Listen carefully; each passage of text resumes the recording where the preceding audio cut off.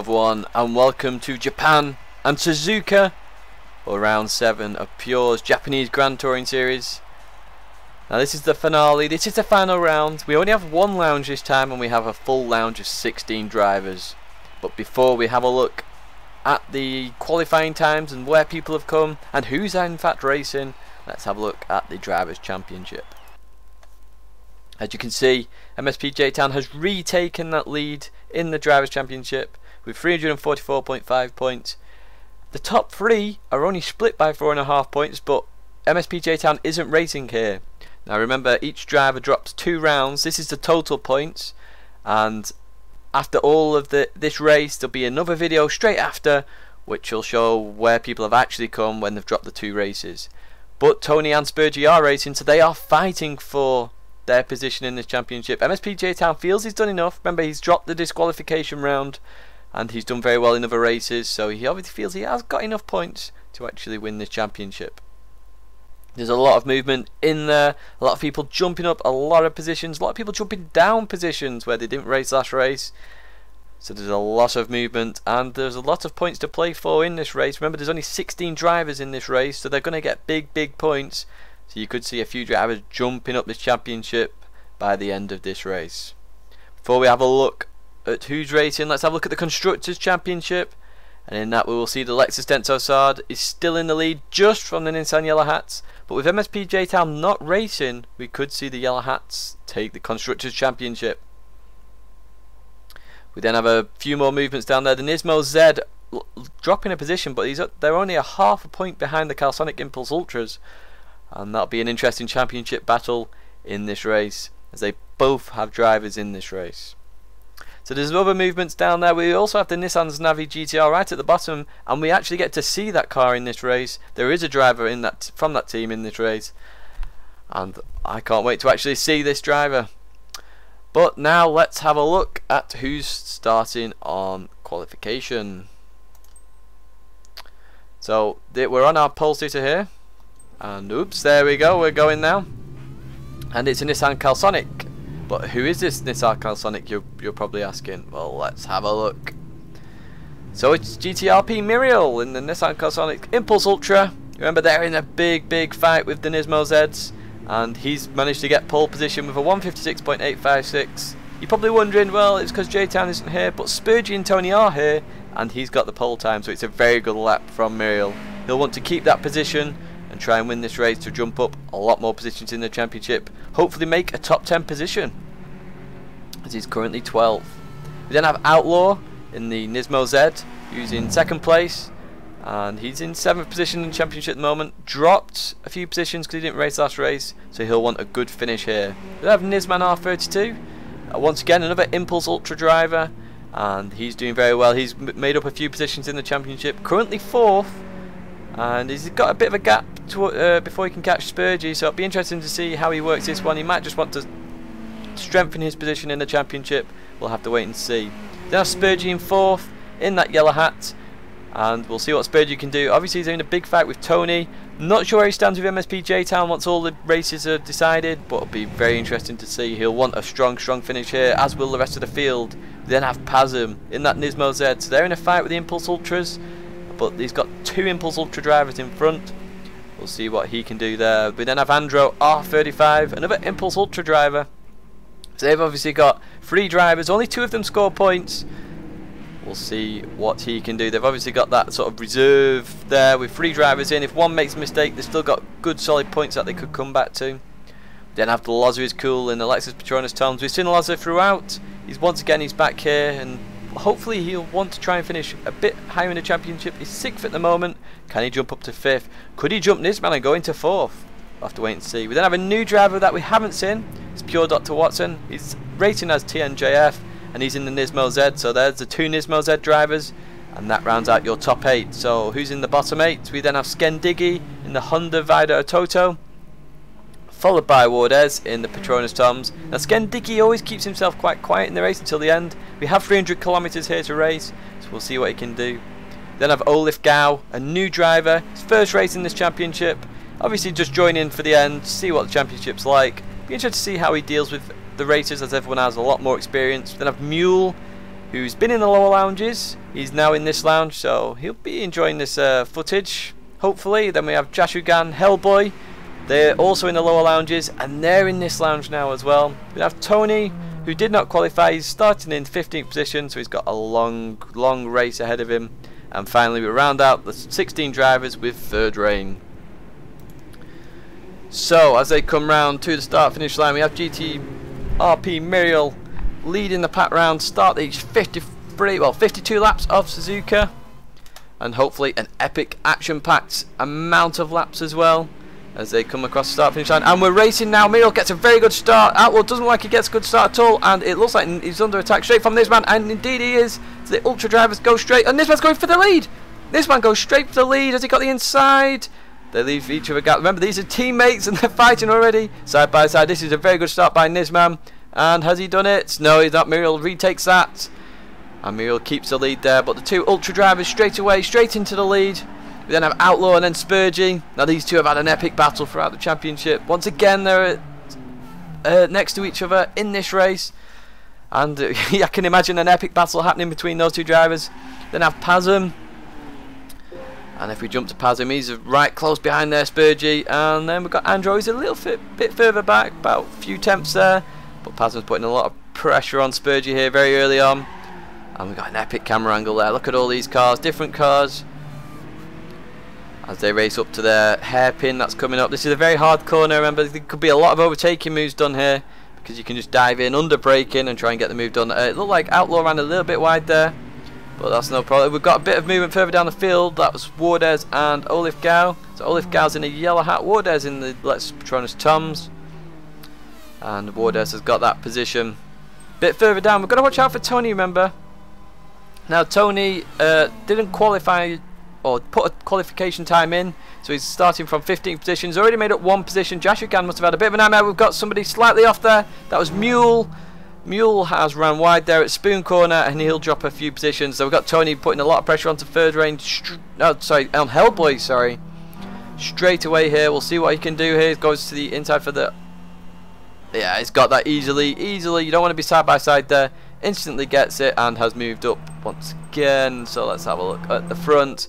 Got Muriel. How's Muriel doing versus Nisman? And he's built up a little bit of a gap here. Now the slipstream is going to come into effect down this straight, and it'll also have a bit of an effect on Spoon Corner. We've got somebody who's sat out already. Who is that driver? We've got Mule, who's got a lot of damage. I'm not sure what's happened there. He'll want to pit probably to get rid of that damage, because that car's pulling to one side. He's struggling to get round. Really struggling to get round there. Has he hit the wall? I thought he hit the tyre wall there. We'll see what he does. And is he going to come straight into the pits? Yeah, he is indeed. We'll see if he retires later on. But we're going to jump back to the front of the field with Muriel. Muriel's building up a gap here. Muriel's obviously very quick round Suzuka. Must be a personal favourite of his. And remember, he was the one-stop king in the 300km races previously. So we'll see what he does in this race. This race is going to be about strategy. 300km. Remember last time we had 1 stop, 2 stop and 3 stops. And it ended up with a close battle on the final laps. Now Muriel is normally a one-stopper, and we'll see what he can do. I'm looking forward to the strategy that'll come into play here. We've got a bit of a battle going on further down the field with third reign and Jashugan there. Now we've not seen much of these. We've not even seen the Nissan GTR Zanavi team. So that's that car. We've not seen it at all throughout this championship. We finally get to see it, and he's currently battling with that Honda there. Tony has made up another position versus Hellboy, and now he's approaching Olif Gao. So he's making up a lot of ground very quickly here. Now this is where he overtook, was it third reign previous lap? I'm struggling to remember already. Looks like Mule's carrying on in this race, so that's good to see. Hopefully he'll be wanting a few people to make mistakes, hopefully catch up to a few people, and at least have a bit of overtaking there. As Tony didn't manage to pull the move off this time, as he comes into the chicane there at the end of the lap here at Suzuka. And he's going to put a bit of pressure on down the straight, I would think. Maybe get a bit of slipstream. Depends how much downforce is on that car. Remember, the GTRs are very strong in the straight line, and that is a GTR in front of him. And we'll just see what he's going to do as he comes in. Yeah, he's definitely got a bit of pace there. Coming into the first corner and has that position. Yeah, he's got that position there. So moving up once again. His next target is going to be Wardes, but there's quite a big pack up ahead actually, and that's going to be led by Andro, it looks like, who's just dropping off Pasm. And Andro's going to want to try and stay with those and try and lose a pack behind. Now he's got a bit of a gap to Loza, only a tiny bit, but we'll have to see how that unfolds. Somebody span at the back there. Who's that? That's Third Rain. Mule has left the race now, or retired, or disconnected, something like that. So that's unfortunate for him, but Third Rain has lost out, so that's Jashugan moving up a position. We're going to jump back to Outlaw and see what's happening here. So, ooh, Muriel getting a bit sideways there, coming to that hairpin. So is Spurgey. There's a few of them getting a bit sideways. Obviously, a bit of a four-wheel drift motion happening there. Obviously, it seems to be the faster way. They've got to watch out for tyres, though. Remember, there's 300 kilometres. You don't want to be burning up your tyres drifting. But there's not much movement happening at the moment. Obviously, remember, with following cars in front, you're going to get in a dirty air, I mean. So you're going to struggle a little bit in the technical sections, but here on the straights is where you can actually catch up some more speed. So we have Outlaw approaching this man now. Stays behind. Bit of a sensible move there, because two side by side there doesn't work, as it's a very fast corner. But Outlaw putting a lot of pressure on this man here. And it's allowing Muriel to pull a bit of a gap actually. It really is allowing Muriel to pull away and get out of that slipstream and hopefully have a quiet race for himself. We don't want to see a quiet race, but he may well have one. As we got Outlaw now. Outlaw's probably going to make a move into this first corner. Does he move out? No, Nizman defends to the right. Outlaw's trying to go to the left. It's going to go around the outside. No, Nizman defends very well there. And keeps that position. Ooh, a bit sideways there. Outlaw running a bit wide as well. And then he's going to have to watch out for Spurgey. Spurgey's all over the back of him. And Spurgey's going to have to watch out for Pasm as well. We've got two Nismo Z drivers there. And then we've got the Impulse Ultra guys. So remember, this is a battle for the championship with us. Oh, Outlaw gets a bit sideways. Bit of dirt on the tyres. And got a bit sideways. But yes, the two Impulse Ultra guys and the two Nismo Z guys there. There's 3 in each team in this race. So they've got reserves for the points. Remember, the 2 of them score points for the teams.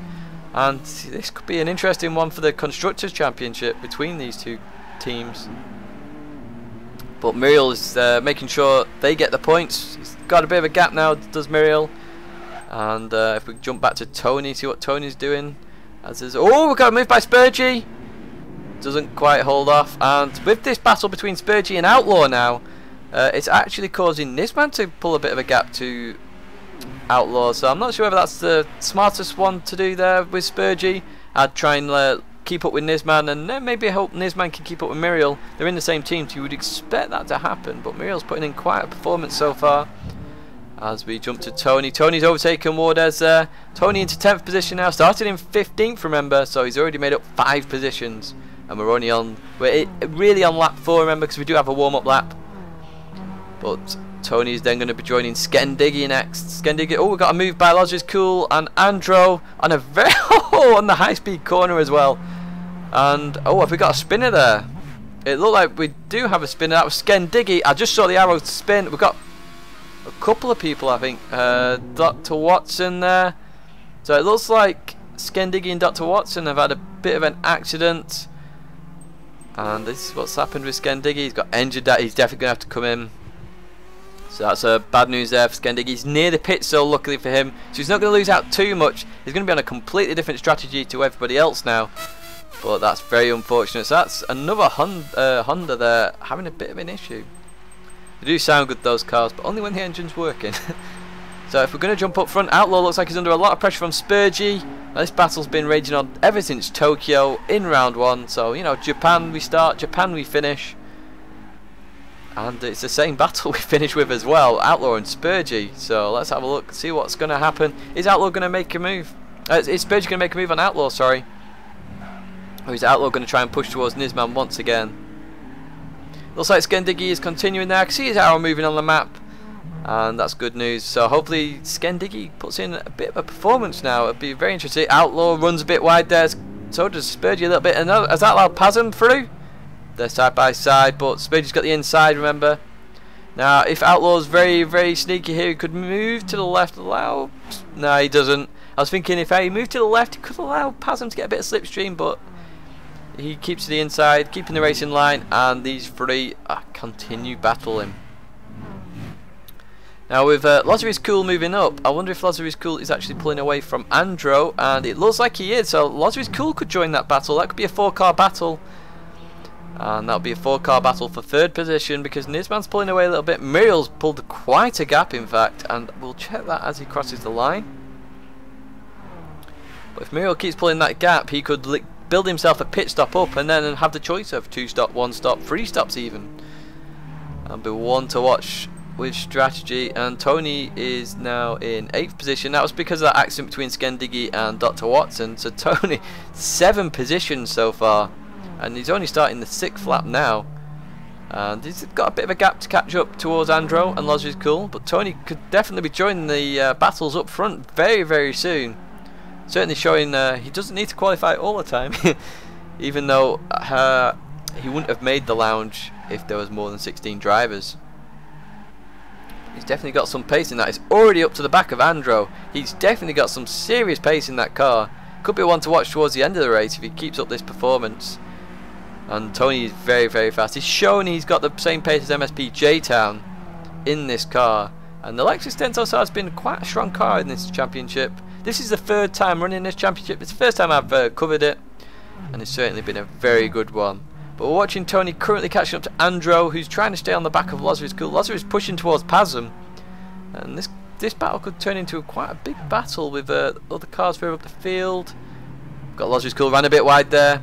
Tony taking a very tight line, and Wardez isn't quite on the back of Tony to keep up with the slipstream. So Wardez is in a bit of a quiet place at the moment on his own. But we'll see how Wardez does later on in the race. But we've got Tony here at the moment. Tony chasing Andro. Is he going to make a move on this straight? He's made a couple of moves here before against other drivers. What's he going to do here? Now he's got the slipstream, but remember, Andro's got the slipstream. Looks like Lozary's Cool is on the back of Pazum now. It is indeed. So Lozary's Cool there, and it looks like Outlaw's built up a bit of a gap now. So, oh, we've got Pazum making a move down the inside. Doesn't quite do it. Spurgey defends that. And now this battle gets really, really big. We've got 5 cars in this, I believe. 1, 2, 3, 4, 5. We've got 6 actually. So that's 3rd through to 8th. 6 cars fighting for that 3rd position. And that's only going to allow Nisman and Muriel to actually keep extending their leads here. But as they come around the 1st corner, come to the 2nd corner. Oh, we've got somebody running wide. Who was that? That was Andro. So that's Tony moving up another position. Andro's not going to want to lose out here. He'll want to catch up really, really quickly, maintain in the slipstream. Because if you can keep in the slipstream, remember, if your tyres go off a little bit, you can sort of keep up on the straights. And it allows your tyres to keep going a little bit longer. Allows you to pick and choose your strategy a little bit easier. But it's this big, big battle up front at the moment. So it's between Outlaw, Spurgey, Pazum, Lozary's Cool, Tony and Andro. As long as Andro's kept in it, Tony's dropped off a little bit there, so Tony was obviously involved slightly in that. But nah, he's straight back on the back of Lozary's Cool. Lozary in the same sort of Lexus, different team now, the Petronas Toms. So these 2 guys are going to have the same strengths and weaknesses. Be interested to see how they use those, but Lozary's Cool looks like he's all over the back of Pazum there, just exiting that hairpin. It looked like he was all over him. And he is indeed. That's the closest gap we've got between any of these cars in this pack. Sort of reminded me of a McLaren there, did that. I'm not sure why, but Lozary's Cool's car does look very good indeed.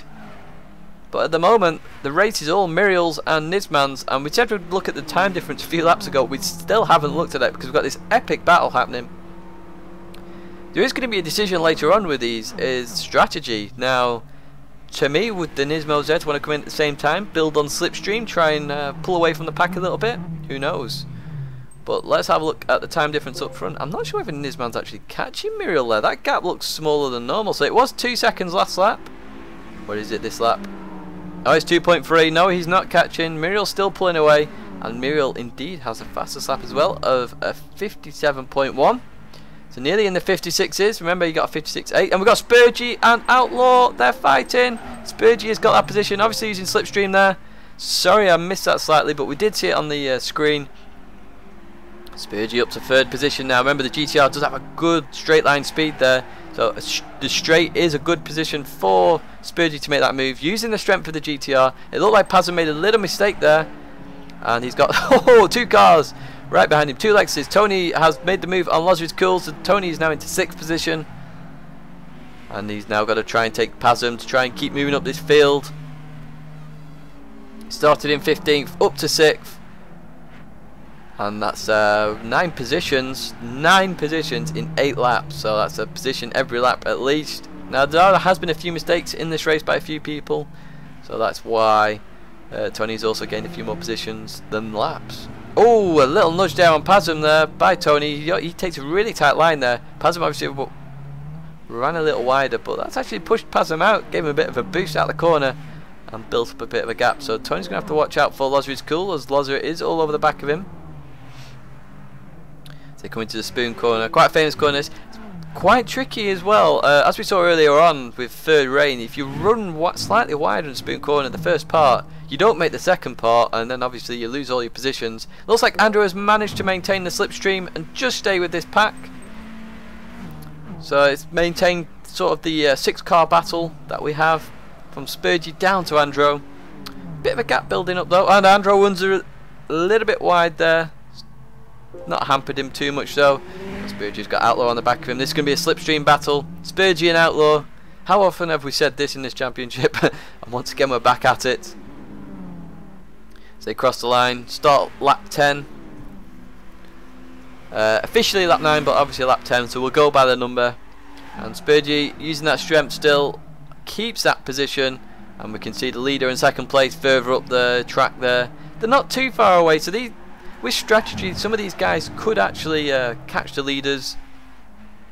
Now, something to think about is fuel. Now, remember fuel strategy last time. Pazum used fuel strategy. So, if you could come out against a faster driver, you could use their slipstream. If you come out against in the middle of a pack and you've actually underfilled, that could be bad for you. Now, each litre of fuel costs you 0.6 seconds of time. So essentially you want to use the tyre change as sort of a base mark. Oh, we got Outlaw running a bit wide there, and he's off. Outlaw is off. Saw him run a little bit wide in Tidgney 1 and 2. Now that is another tricky place. I mentioned the spoon corner. That is another one, because if you run slightly wide, you run off, the rear comes out, and then you lose a load of position. So that's Outlaw dropping down to 10th position. Is he going to lose out to Dr. Watson? Now Dr. Watson made a mistake earlier on, but no, he doesn't. He defends that.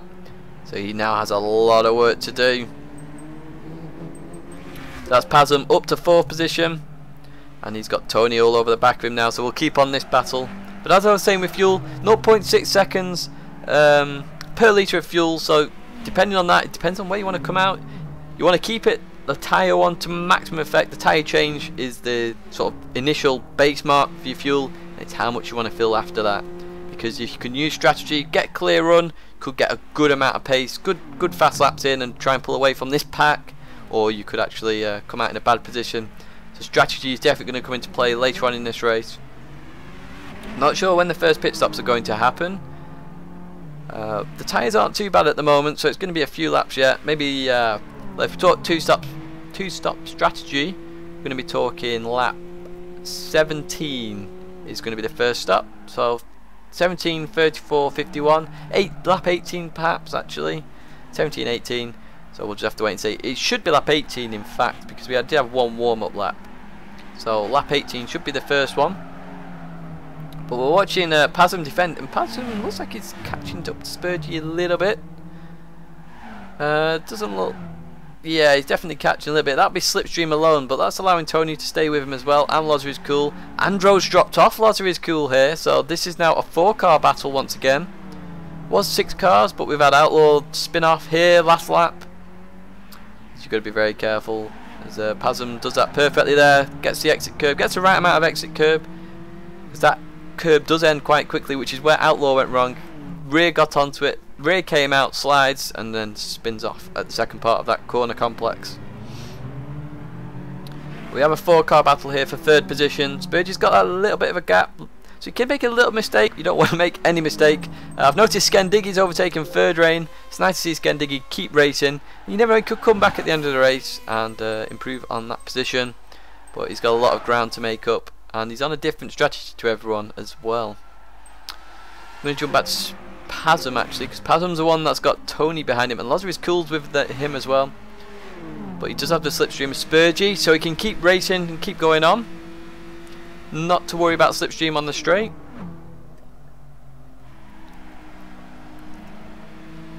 As they come round to the chicane.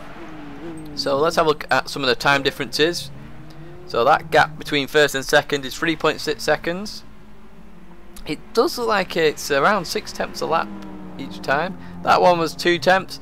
It could be that Nisman's saving his tyres. That may be the case, because it looks like he's losing out in the first sector there on the times, but we'll have to wait and see. It looks like Pasm's definitely caught up to Spurgey now. Pasm's definitely caught up to Spurgey.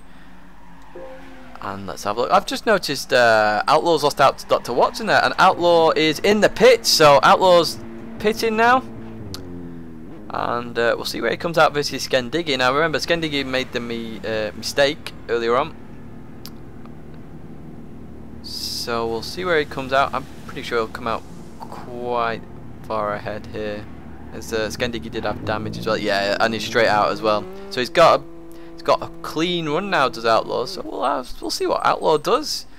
So he's obviously, this is where strategy starts to come in. Straight out, bit of a gap to Skendiggy, and it just shows you Skendiggy hasn't lost out too much. I mean, his tyres will be a bit worse off, but he should be able to build up on that and still get quite a good position. So we're in this 4-car battle. Spurgey, Pasm, Tony and Loza. And Spurgey's got that gap up again. Now that was really close coming up to the first corner of this lap. So that gap's built up again. Obviously the slipstream helps, but Pasm's having to defend furiously from Tony. And Tony made big inroads in this field. Started in 15th position, and he's currently in 5th, so that's 10 positions. But now he's coming up against the faster drivers. It's starting to be a bit more of a struggle.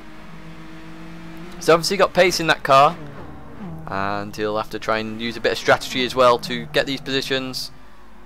Look how close he gets. Is he going to make a move coming into the chicane? Is he going to make a move? Pasm defends to the right. Tony has to fall in behind there. Yep. But now Pasm's really close to Spurgey once again. Remember, we had that long straight just before the fast left-hander.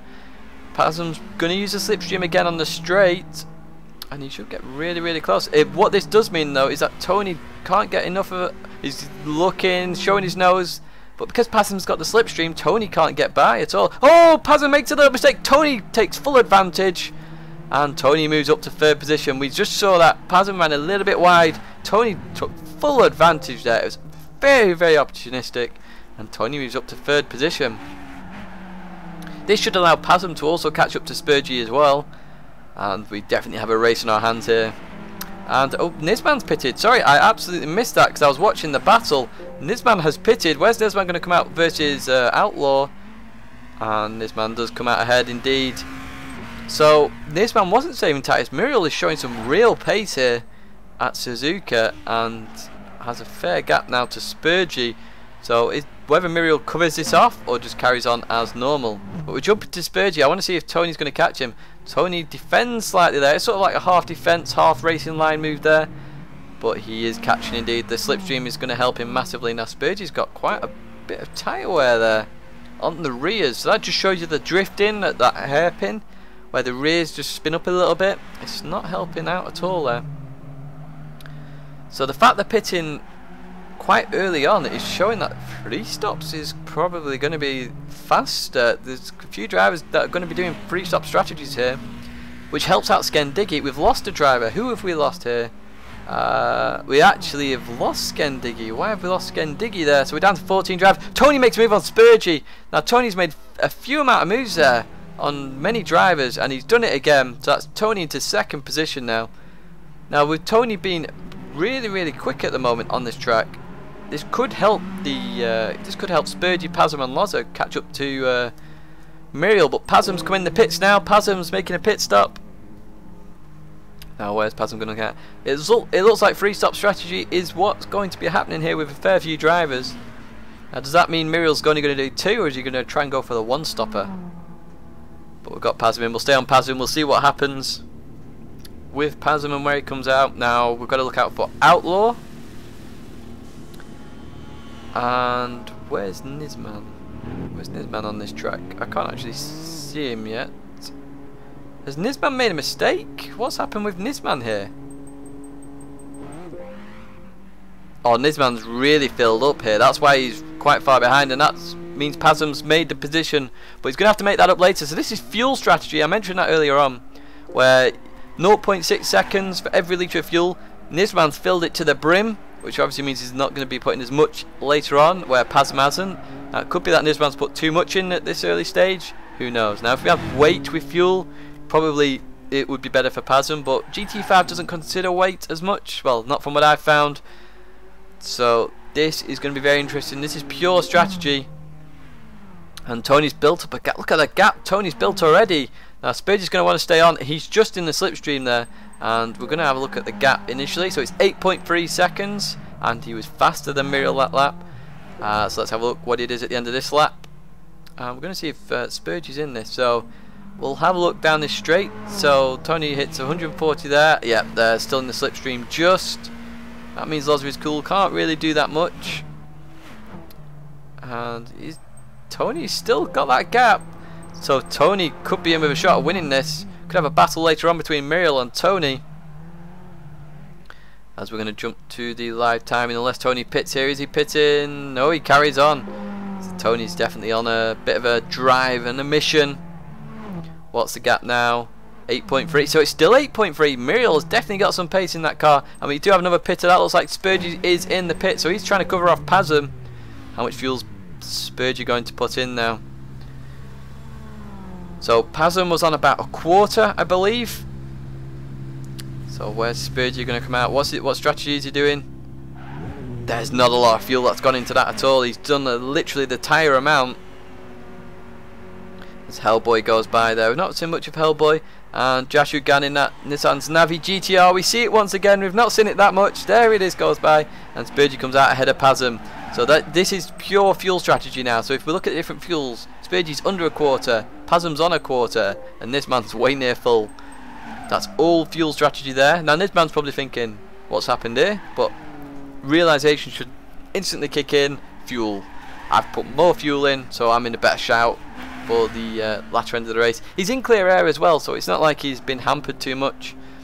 Whereas Spurgey is going to hit traffic straight away with Jashu Gan in that GTR. So 2 GTR, straight line speed. We've not seen much of the Zanavi team and the GTR, but we'll see what it can do. We're not sure whether it should have the same strengths and weaknesses because it's the same car, but could be slightly different setup as well. We'll just have to wait and see when we come onto the straights, because that's where the strength of the GTR lies, is in the speed of the car. As with the road car, in fact, we've all seen the acceleration of that car and how nuts that car actually is. So they're going to come around to Spoon Corner now. We'll jump to Jashu Gan. We're not seeing much of this car, so let's have a look at this car as it goes around the Spoon Corner. It's nailed it there. Perfect line there for Jashu Gan. He's going to have Spurgey all over the back of him. He's going to have the slipstream with Spurgey. So is he going to make a move coming up here? Depends where he wants to make the move. Jashu Gan going... It looked like he was going a bit defensive. He is going defensive. He's sort of in the middle of the track. Goes to the right. Spurgey's forced to stay behind for now. So this is where it's costing Spurgey time. And it means the strategy hasn't helped him that much. And he's still behind. So he's going to have to take him on the straight. Unless Jashu Gan comes in at this pit stop. We've got more pit stops happening, and what's Jashu Gan stays out. I want to know who's coming up. I think Andro's in the pits here.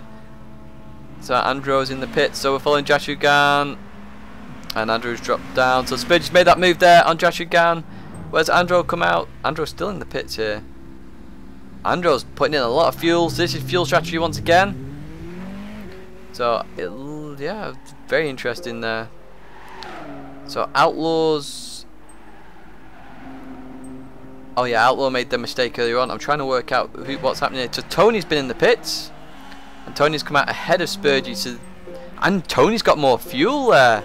That shows you how much pace Tony had. He built up a bit of a time difference there, put a bit more fuel in, and he's come out ahead of Spurgey. So this could help Spurgey. So he got stuck behind traffic, but now he's behind Tony. He could use a slipstream with Tony to try and build up a bit of speed and pull away from Pasm. Because Spurgey's racing with Pasm at the moment. But we're going to look at Tony and Hellboy. So we're not seeing much of Hellboy because he's been in the lower lounges. Makes a little bit of a mistake on the hairpin there on the exit. And is Tony going to have a bit of a run on him here? Going to have to try and go around the outside, which isn't the best bet. But the Supra doesn't have good speed. And as we can see there, it definitely doesn't have good speed. Tony's on the inside for the spoon corner. Goes around the left. And has done it. Has Hellboy ran a bit too wide? No, he hasn't. Now this is where, to be honest, Tony really could have done with overtaking him earlier on, because Spurge is just going to annihilate that Supra on the straight line speed. Even with slipstream, that Supra can't keep up with the GTR. Look at that, it's same speed, and he has slipstream there, but Spurge has to back off. Spurge has to back off. Hellboy runs wide. Spurge is now going to get that position, and Hellboy comes back on right behind Spurge. Just have to be careful there. Don't want to slam Spurge off. You're in a different race here, guys. But what that's meant is that Jashugan has caught up slightly to Hellboy, and Pasm's got by Jashugan there as well. So Jashugan's just come in the pits, and Pasm's caught up a little bit here because Spurge had traffic. So Pasm's going to have a bit of slipstream. Wardez is in the pits there as well. As Nisman overtakes him, and I believe Outlaw's going to overtake Wardez as well. Yep, there we go. Where's Wardez going to come out? Let's have a jump to Wardez. How much fuel? He's putting a lot of fuel there. So Wardez has obviously got a strategy, and he's lost out to Andro, Olifgau. He was ahead of Olifgau before the pit stops, and he's hardly put any fuel in at all. So that's why he's with Andro at the moment.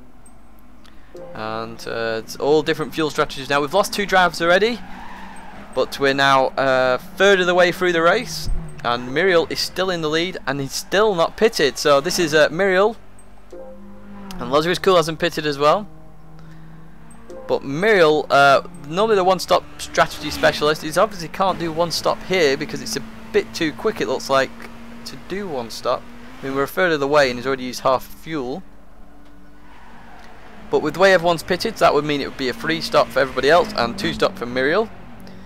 2 stop is around this lap. I would assume he'd do one more before he pitted. So we'll just have a gander at that. And we've got a spinner out at the back there. Who's that? Oh, so we know he is pitting this time. That was Third Rain spinning there.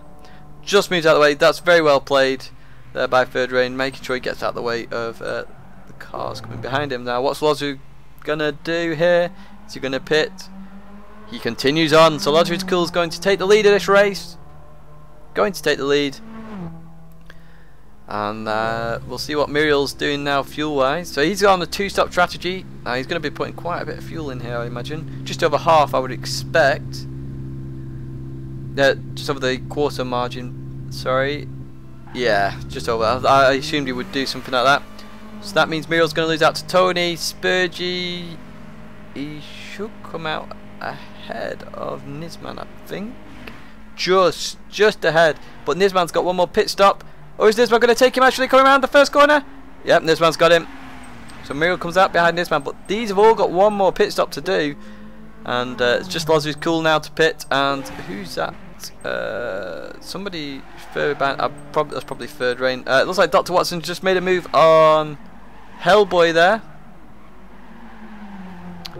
No, he was in the pit stop, sorry. So Dr. Watson's all over the back of Wardez then, sorry. Sorry, that was a bit confusing there. Pit stops and all. Lazarus Cool is disconnected. Lazarus Cool's disconnected. Unbelievable. Lazarus Cool was on for a shout with this race, and Lazarus Cool is disconnected. We're down to 13 drivers now. This is a problem sometimes with the servers. And he was on a 2-stop strategy, was Lazar, and he has disconnected. That's very unfortunate there. So Tony now has the lead of this race, followed by Spurgey, who isn't in the slipstream. So this is Tony's now to try and really push on. And looking at the fastest lap here, Tony has done an absolute blistering 56.6. Remember, the pole lap was a 56.8. So Tony's really got some pace now, and it's starting to push away a little bit. So it's Tony from Spurgey, from Pasm. Nobody's in the slipstream here. Then it's Nisman, and then Muriel. Muriel's pretty much in the slipstream, so Muriel could benefit a little bit here.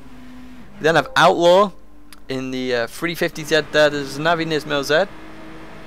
We then have Andro, who's a bit further behind there. There's the Third Rain in the middle of those two as the back marker. Then I have Olifgau. And then we have Wardez and Dr. Watson. Wardez pulled a bit of a gap there in the technical section from Dr. Watson. Gonna have Jashu Gan in as Navi GTR. Just going around Spoon Corner now. Doing very well in that. It's not made any mistakes yet, and he's just plodding along round. Got a bit of a gap though to catch up to Dr. Watson. Then have Hellboy in the Castrol Tom Supra there. The only Castrol Tom Supra in this, so they're going to drop further down in the Constructors' Championship. Oh, he's run a bit wide, straight into the gravel. I mentioned that about Spoon Corner. Run a little bit wide, and you have that issue. Oh, he's got engine damage as well. Got engine damage. Now, do you know what? I don't know these races. Oh, he's retired. We're down to 12 now. After that accident, he has retired. And we're down to 12. Now, remember, all these retirements, third reign, even though he's a back marker, he's making up points here like no tomorrow. So, I've very well played there to third reign to keep at this. And if any more people retire, we're going to have a bit of a points gain here for third reign, which is very good for him. Now, as I was saying, with Spoon Corner, if you can run a little bit wide, that's what happens. And I don't know what happens in this race. That was just the luck of the draw that I got that as it happened. And this is as I see it. This is the first time I've seen this race, and we've got action all over the show at the moment. What's happening here? We've got a bit of a car pile-up happening back up here now. So we'll go. That's all the way up to Andro. And Olif Gao, Wardez, Dr. Watson. So that's going to turn into a bit of a 5-car battle if that keeps up. Got bits of we've got gaps showing up all over the show now. We've got Tony really putting in some laps here. So if we jump to Tony again, what was his last lap? Last lap was a 57.9. That was a real big drop off. That must have been due to lag. When somebody leaves, you do get a bit of lag. Like there you go, 0.649, a new fastest lap for Tony, and he really is putting the laps in now. So next pit stop for some of these guys, so they pitted lap 13, is going to be lap 26, 27, that sort of margin. It's then going to be again around 40, and that puts them towards the end of the race.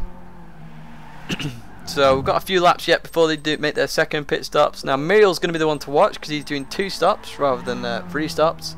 And he's in with a shout of this. He really is in with a shout. Depends how fast Tony can really put these laps in. Remember, Tony's got to make up 30 seconds basically on Muriel for Tony to take this. And at the moment, Muriel is only 9.8, 10 seconds off. So 20 seconds.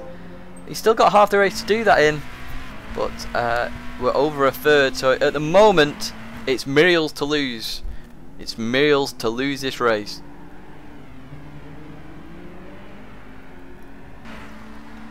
The good thing for Muriel is the fact that he has a bit of slipstream off his teammate if he needs it. I'm not sure whether Nisman can slow up a bit. Team orders perhaps.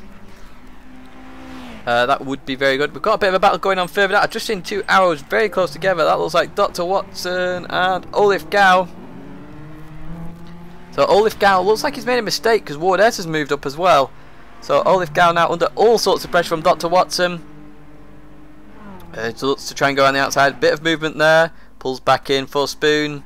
Lost out a bit of time there with that movement. Coming up to Spoon. But he's going to have a bit of slipstream. I'm not sure whether Olif Gao's in this. No, he's definitely not in the slipstream of Wardez, I don't think. So we'll see what Dr. Watson can do. Coming up to the this very famous corner. The 130R, I believe it's called. And he's tried to go side by side. That is not a place to go side by side. And he's probably lost out a bit of time there. So trying to make the move there will have cost him a lot of time to Wardez as well. And as you can see there, the gap's already pulled out a little bit. And this is all good for Wardez in 8th position currently. Hopefully we don't have any more retirements or disconnects because we're down to 12 cars. We started with 16, down to 12. Now, some of those were due to accidents, some of those were disconnects. The loss of his cool was very unfortunate with a disconnect there. I mean, he was leading the race, was on for a 2-stop strategy, same as Muriel. And unfortunately he disconnected. But we're watching this battle at the moment between Dr. Watson and I thought there was a battle going on a bit further up, but there isn't. So yeah, this is the main battle at the moment. Dr. Watson and Olif Gao. Olif Gao, a new driver, so he doesn't have as much experience in this championship as the other drivers. Dr. Watson's been winning a lot in Lounge 2, I've noticed, when I've been doing the points. I've not really covered Lounge 2 too much. You've just seen the sort of points movers moving up and down. I think Dr. Watson's gained 6 positions since the, in the last round in the championship. So with this race as well, he should gain a few more positions. And we've got somebody in the pits. Who's that? Jashu Gan in the pits. This is going to be... is this a second pit stop? Or no, this is a first pit stop. This is a very late pit stop actually. Very interesting to see that one. So Jashu Gan going for a very late 2 stop. So he's obviously hoping for the tyres to last a bit longer. We could have been using slipstream actually.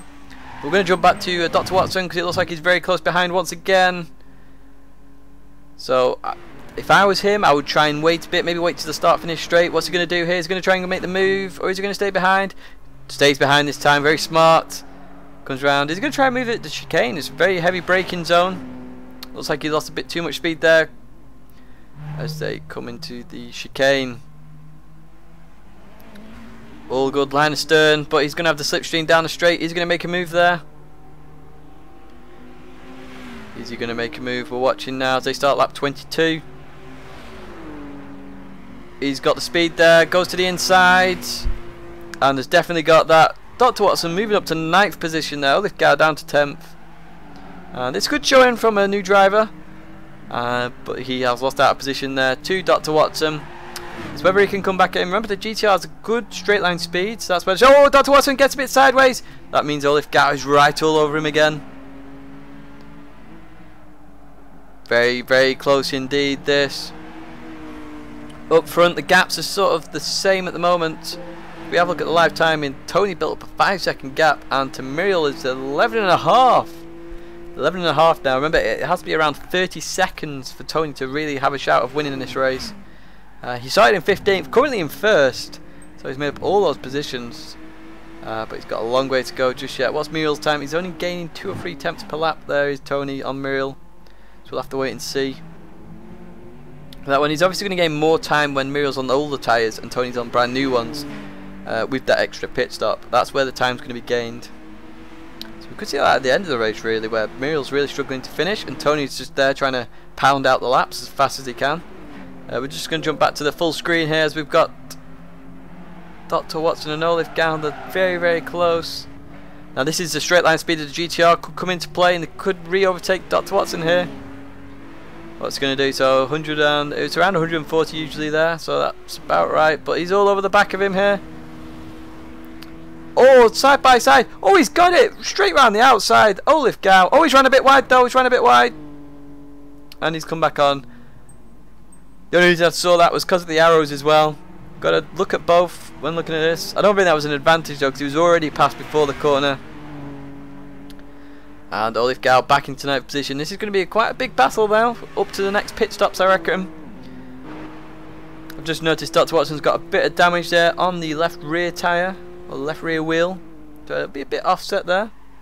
Might be why he lost it a bit last lap in this section, because obviously the weight's transferring a lot. If you got a bit of damage, oh, lights on, lights on. He means business here. Lights on, flashing. Get out of my way, I want to go. And Wardez has pulled out a huge gap to these two, with these two fighting. Not sure whether Wardez is catching Andro. If you have a look at the live timing briefly, Wardez to Andro. He is indeed. He's gaining Andro. So that'll be one to watch out for on the map. It looks like a bit further ahead actually. Is that Outlaw? No. Muriel and Nisman are very close. And Nisman pitted a bit earlier on. Muriel on the 2-stopper. So this is where Muriel can gain a bit of speed. Use the slipstream. That means the advantage Tony has is reduced. Bit sideways there. Is Nisman going to let him go? Is a question. No, we've got a bit of action there. Dr. Watson and Olif Gao into the hairpin. I said that'd be a good overtaking place. And Dr. Watson gets that. And I want to jump back to Nisman and Muriel, and they stay the same. Currently, they stay the same. We've got a bit further action up ahead with Spurgey and Pasm as well.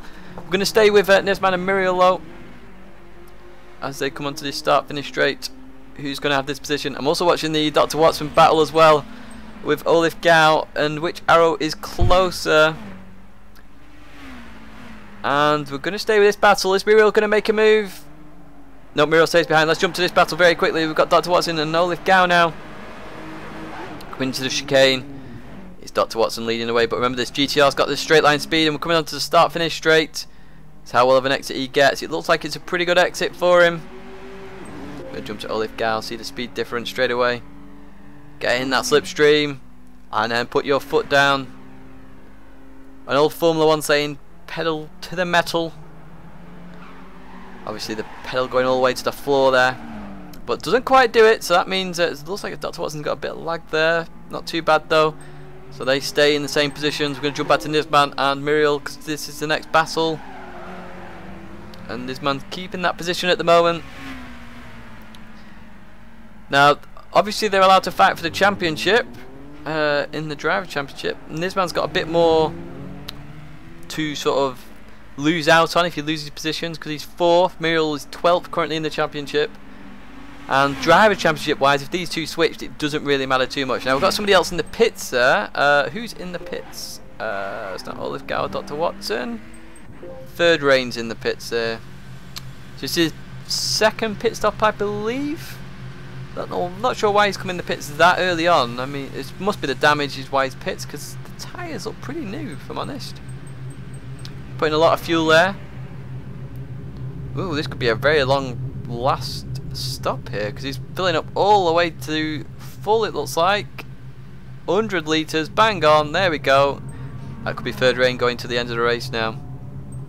As I believe that's Tony going past, that's the 2nd time he's been lapped. And Muriel's overtaken Nisman, sorry I've missed that. It looks like he must have overtaken him after the spoon corner. So that's Muriel up with the 4th, Nisman in 5th position. And that's very well played there by Muriel. And is Nisman going to come back? Looks to the inside, doesn't quite go for it, it's a bit too far behind there. And that puts Muriel 15 seconds behind Tony now. We've got to keep an eye on that gap. So we're halfway through the race and it's 15 seconds. So Tony is definitely on for it now. It's what Muriel can do. So then Pazum looks like he's catching Spurgey a little bit. If we have, sorry, we keep jumping back to this live timing just to get an idea. He is slowly catching. He's still 1.8 seconds off. And look at their fastest laps. There's only 5,000th difference. So they're very close, are these two drivers. And we've got another pit stop there. Who's in the pits now? Oh, it's Third Reign. He stayed in the pits. Ah, Third Reign has retired then. I thought Third Reign was going to come out there, but he filled up to the full tyres, but he has retired. So we're down to 11 drivers. It's nice to see he just stays in the race, but just stays where he is. Because if you do leave the race, it just causes a bit of lag. So we're just going to go with Muriel at the moment. He's doing a 2-stop strategy. And it's currently 4th position. And it's currently his to lose at the moment. He's got to maintain some decent pace, but not make any mistakes at all. Runs very close to the edge of the curb there on Spoon. You don't want to run too close to that edge. As we saw with Hellboy. He ran a bit too close, ran off, ran wide, and then had to retire with engine damage. But we're currently on with Muriel. There's no major battles happening now. It looks like Dr. Watson's pulled away from Olif Gao. So we'll just stay with Muriel for a brief moment. As we've got Spurgey and Pazum up ahead. They're the closest next two really. And is one of them in the pits? They look very... Yes, they are indeed in the pits. Lap 25. They're both coming in the pits at the exact same time. Now, who's got more fuel? Pazum has more fuel, so I expect Pazum to make a jump here on Spurgey, because Spurgey's going to have to fill up a little bit more than Pazum. We're going to stay on this end. We've got somebody else in the pits as well. That's not Nisman. Oh, it is Nisman, sorry. Outlaws stayed out, so we could jump back to Pazum. Now, Nisman was the one with the most fuel. So who's going to come out first? I'm looking at the arrows. Nisman pulls out. Nisman has pulled out. But Pazum gets it before Nisman. That is so close. And Spurgey drops behind all of these. Oh, look how close that is. Look how close. This is fuel strategy 101. And Nisman still got a load in there. But with Pazum coming out. Oh, Olif Gao's split them. Olif Gao's split Pazum and Nisman. And if Pazum gets past Dr. Watson, with Dr. Watson being a teammate, this could mean Pazum breaks away a little bit from Nisman. But look at that. And who's got damage there? Olif Gao's got damage. Spurgey and Nisman. Nisman's still got a lot of fuel there. I don't think Nisman's going to have to fill up on the last pit stop. I don't think so anyway. But Pazum's already breaking away there very quickly indeed. Looks like Pazum has won that battle of fuel there. So if I was Dr. Watson now, let my teammate go and then just hold up Nisman and Spurgey as best as I can. What's he going to do? Is he pulled over? I can't actually see. Camera change, camera change.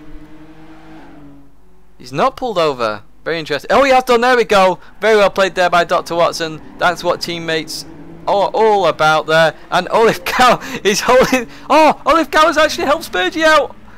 They're not teammates. That Olive Cow's a privateer, but because he held up Nisman there, Spurgey got the position. And now Spurgey going to make a move into Spoon. Olive Cow's got 2. Oh, this is so close. But Olive Cow. Oh, he's lost to the rear there. And he's holding up these drivers. This is causing all sorts of chaos. Pazum's just breaking away crazily. So if I was Nisman now, I'd just stay behind Spurgey. Use bumper drafting as they are. Straight past, that's 1 and 2. So Olive Cow loses out there. Spurgey, but Nisman's got the inside. Pulls back in behind. And has run a little bit wide. Don't want to let Olive Cow back through. That'll lose you more time. And he doesn't. So they've lost out big time there. Look at the gap there. We'll actually have a look at the live timing screen. Look at the last laps that they've done. So Pazum was a 2:28. And Outlaw's in the pit. So is Andro. And whoa, let's look at 2:35 Spurgey's lap. And 2:27 for Nisman. Obviously the pit stop's in there as well. But Nisman came out the pits a lot earlier. It was like 3 or 4 seconds. So they've definitely lost that massive amount there.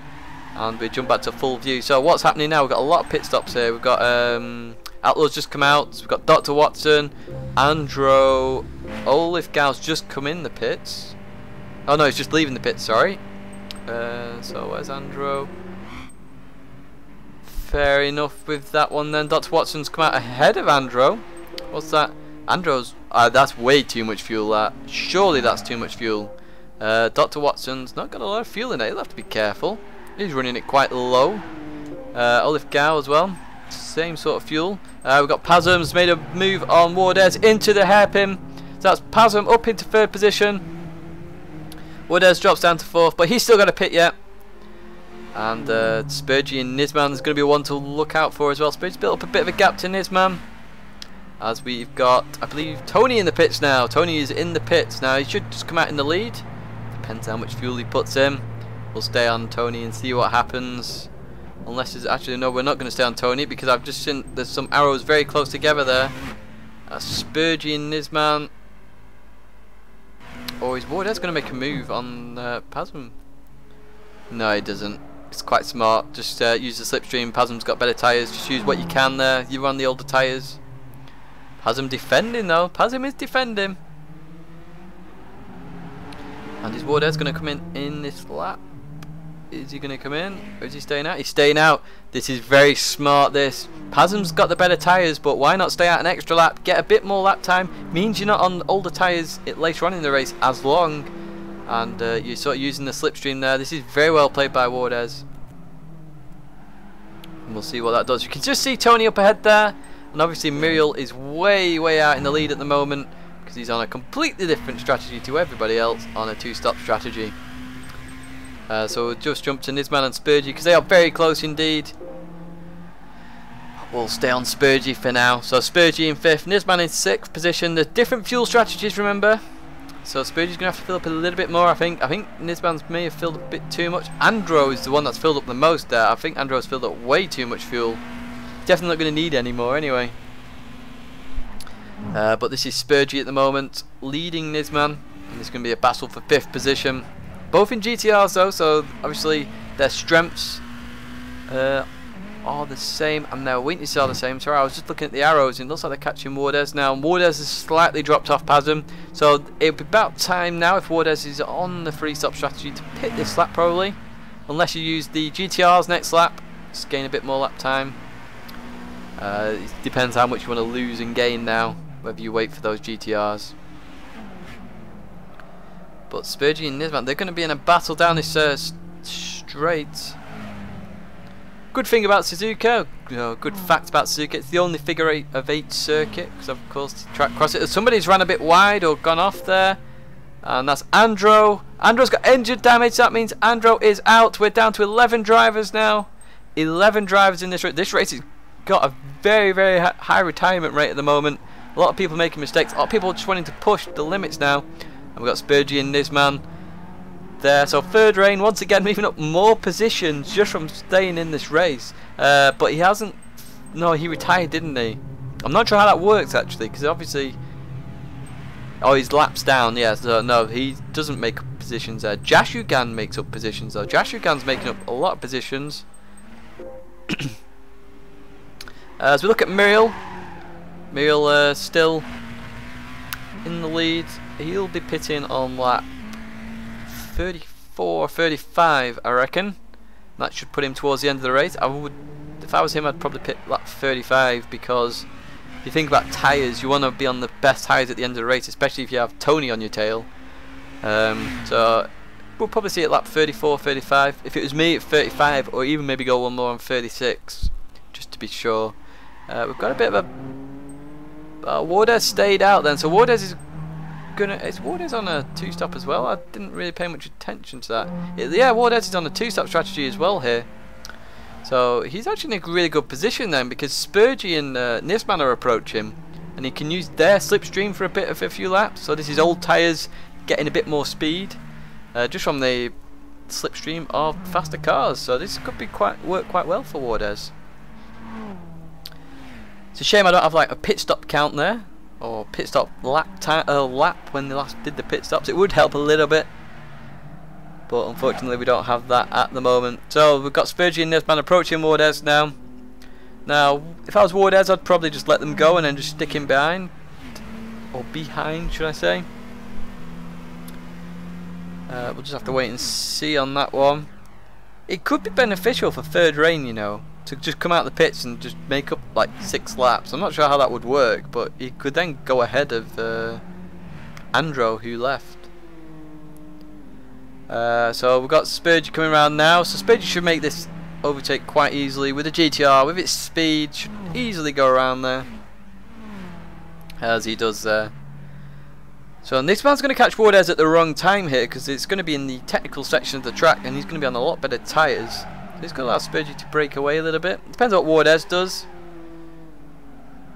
But these two drivers with Wardez in the middle are the ones to watch at the moment.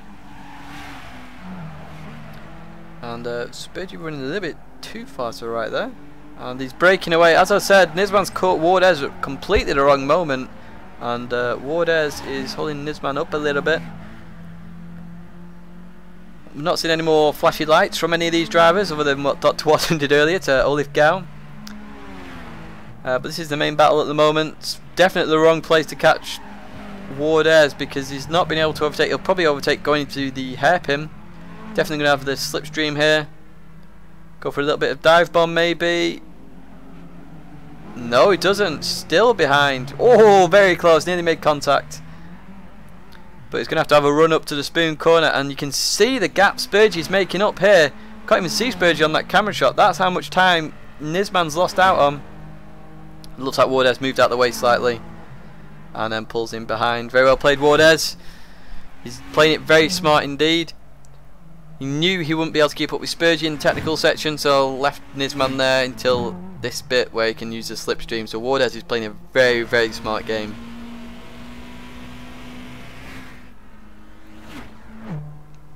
Apologies, just having a bit of water. Already gone through a pint. On my second one now. They approach the chicane then, and we're going to be on lap 31 very, very soon. Muriel's already on 31, he's racing away there. And if we have a look at the gap actually, Muriel and Tony, so it's 21 seconds, so that's I think he's around 30 seconds for a pit stop, if I'm honest. Now if that's the case, Muriel pits, he's going to come out around Spurgey. Now, that would be quite bad actually. You want to come out where Wardez is really, get a bit of clean air, and then they'll be pitting again very, very soon, and sort of use that to your advantage. We'll have to wait and see though, as we're going to have to see if Nisman can catch up to Spurgey and get in that slipstream. But currently he's not in that slipstream, and it's all Spurgey's there, 4th position. We then have Pazum in 3rd position. He's really pulled away. Ever since that pit stop and he got a few cars in front, he's really pulled away from that from Spurgey. So Pasm currently in 3rd position.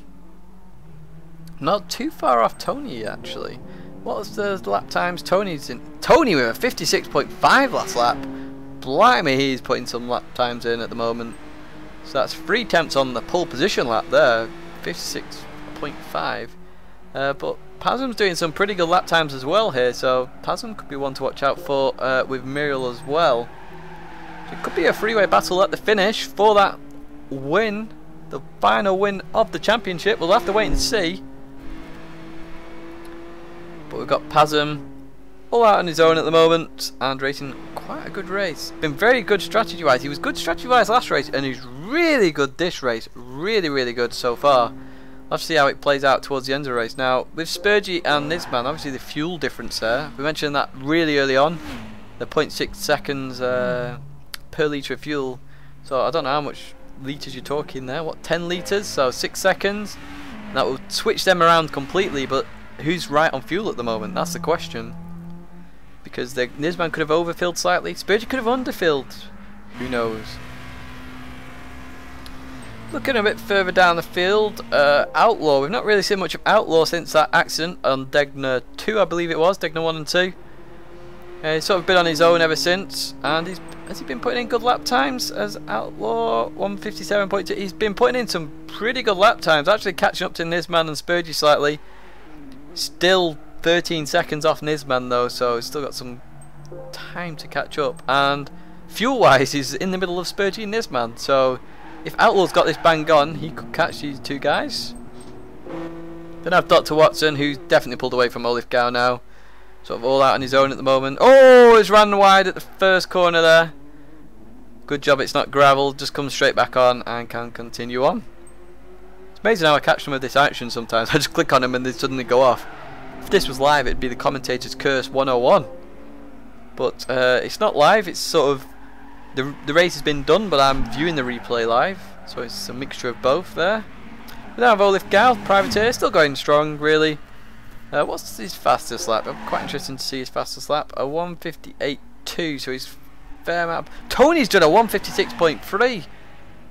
Wow, that is some catching that, and he's down to 18.6 seconds now. That gap, so that's he's putting in his fastest laps when Muriel's on his weakest. So Tony's really Tony's on for a win here. Tony's definitely on for the win. I reckon he's going to actually beat Muriel out on his final pit stop. But we'll have to wait for that. I was just going down the list. We've got Jashugan still going round. Is he a lap down or is he on the same lap? No, he's still on the same lap. Just. Muriel's just finishing up the left-right section there of Suzuka. It's a very good section, that. A lot of weight transfer. If you get it right, you can gain a lot of lap time. If you get it wrong, you can lose a lot as well. It's got a it's very big on the sort of rhythm. I've just noticed Nisman is actually catching Spurgey, and let's have a look at lap times. He is indeed. He's catching Spurgey. So Spurgey could lose out to Nisman in the next pit stop, especially if Nisman keeps catching. Looked like he lost the rear slightly there, did Nisman, so that'll lose him a little bit of time. But Spurgey's still got 4th at the moment. He's going to have to be careful, as he will have to fill up a little bit more than Nisman, I would think, in the next pit stop. So these are pitting, let me work this out again, 39.40, lap 39 or 40, these guys will pit again. And that will see them to the end of the race. Muriel should be pitting around now, actually. We'll stay with Muriel, see what he's going to do. Lap 33, lap 34. So if he pitted lap 17, so it's not this lap, it'll be next lap or the lap after that. I reckon he should pit lap 35, just so he's got a bit extra tyres in case Tony attacked him. Tony's putting in some stonking laps at the moment, so it's up to Muriel when he wants to pit. Ooh, very sideways there. You can tell he's not got a lot of grip left in that car. And what's he doing? He carries on to continue to lap 34 in this race. Lapping in the 2 minutes now, where Tony is lapping in the 56s. So that's how much Tony's got. In fact, Tony's coming onto the straight at the same time as Muriel, and they both have one more pit stop. Oh, Muriel's made a little mistake. Muriel's made well, it's more than a little now. Bit of a big mistake there. So each one of these drivers has one pit stop to make, and Muriel's got to go longer on the tyres. So at this moment in time, this is definitely Tony's. He's, how far off is Tony? He's 11 seconds. I reckon Tony's got this in the bag at the moment. We then have Pasm behind, and I reckon Pasm and Muriel could be in with a bit of a big battle towards the end of the race. We've got somebody in the pits. Who's that in the pits? It's not Outlaw, it's Wardez. So he's just making his second pit stop now. He's on a 2-stop strategy. Now he was fighting with Dr. Watson. Now they're on different strategies, so they each have to make one more pit stop. Well, this is Wardez's final pit stop, but Dr. Watson's got to make one more. So as Dr. Watson comes by now, he goes into 7th place. Now it's how much fuel. I want to see how much fuel Wardez puts in, because this will give you an indicator of how much fuel everyone else needs to put in. Now he's putting in quite a lot here. A fair old amount actually.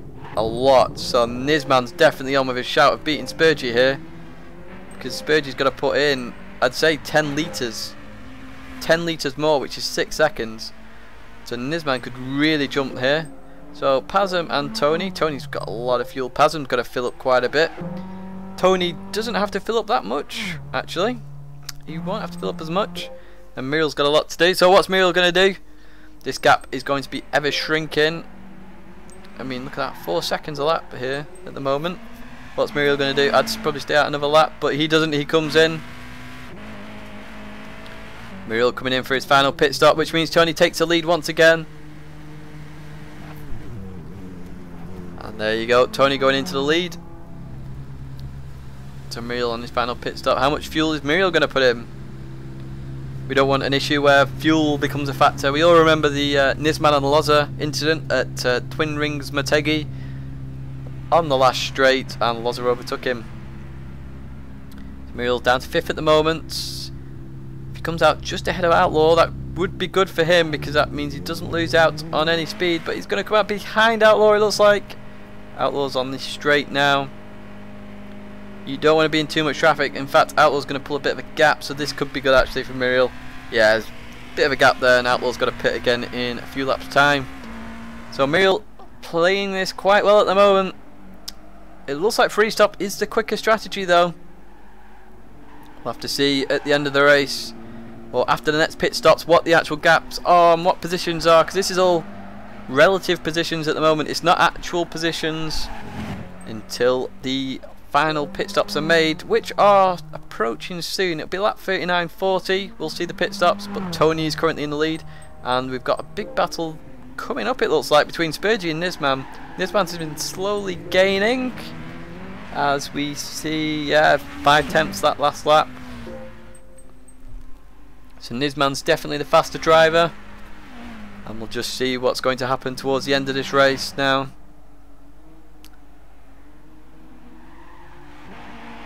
As Spurgey goes around, it's been relatively easy, no high risk there, wasn't really using much of the curb at all. And they come onto straight now. Is Nizman in any slipstream? Let's have a look at this. So we've got, as he approaches the sign, he is in the slipstream. Oh no, he's not. No, he's not. Apologies for that. I thought he was. He's. Oh no, he is in it. He is. He's slightly in it. It's sort of like the very edge of the slipstream. So Nizman's going to catch at an even quicker pace now. And this could be a battle for 3rd position even before the pit stops. Remember, Nizman's got around 6 seconds in hand with fuel at the moment. Depends if he's overfilled too much or not. But it's definitely got 6 seconds. Remember I said about, when I mean overfill as well, by the way, I mean the tyre change, because if you finish fueling before the tyres are finished, you've sort of lost out on time. So you always have to be wary of that. If you can time that to perfection, you've really got a perfect strategy going. But Nizman's definitely on to Spurgey now, especially in slipstream as well. So the next straight, which, well, you could call the sort of acceleration period after the hairpin quite a big acceleration point. He should gain a bit of time there, especially after Spoon. He'll gain a lot there. We could see a battle on the start-finish straight. So Spurgey and Nizman have been racing throughout the series. Spurgey's been in a lot of battles. Spurgey's had a ton of TV time on this channel. He's either been defending or attacking throughout this series. And Spurgey races in real life as well in Formula Jedi. and he did really well in GT Academy as well. He's a GT Academy national finalist. Just missed out last year at the UK national finals, so be interesting to see how he does this year if it's back in the UK. I don't know too much about Nisman, but Nisman is a very quick driver. He's been there throughout really as Nisman. Always been one to watch, and definitely one to watch in this race as well. He should be in the slipstream now, so we're going to have another look at speed as they come up. So it's about there. So if we switch to Spurgey, no, it's not in the slipstream. Not in the slipstream. I thought he was. It's like Spurgey may have pulled away a little bit. Let's have a look at the split times. So yeah, he lost out in both the first and second sectors. That's where the slipstream was lost. But has he gained in the chicane is the question there. What's the final lap time for these two guys? So 58.2, 58.5. That was the time lost in the first and second sector. So the gap remains at 1.4 seconds. Pasm is 11 seconds behind Tony there. So Tony's got a bit of an advantage as we're now approaching the sort of final pit stop area. Maybe some strategy in here where you want to pit earlier, pit later maybe. Who knows? How's Spurgey? I'll try and stay out as late as possible, costing his man a bit of time. But then, do you want to gain on Pasm as well? Because Spurgey, Spurgey's only got a tiny bit more fuel than Pasm. Pasm's going to have a bit of a big fill in this next pit stop. Definitely going to have a bit of a fill. At least we've still got 10 drivers in this race. Remember, third Reynard's retired. He's just sitting in the pits.